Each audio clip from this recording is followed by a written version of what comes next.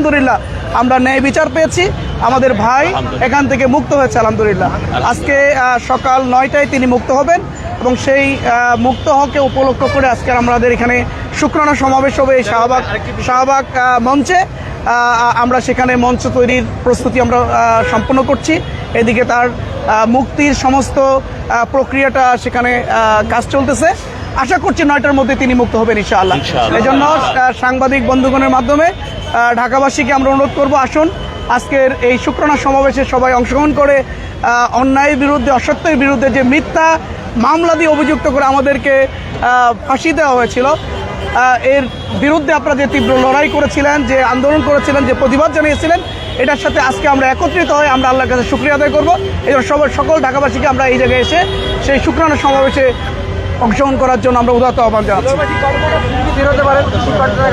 আশা করছি সকাল 9টা ইনশাআল্লাহ। এখন আমরা কোনো প্রশ্ন নিচ্ছি না। বামপন্থী অনেক জোট বিবৃতি দিয়েছে এবং তারা মিছিল মিটিং করছে, এই বিষয়টা আপনারা কিভাবে দেখছেন?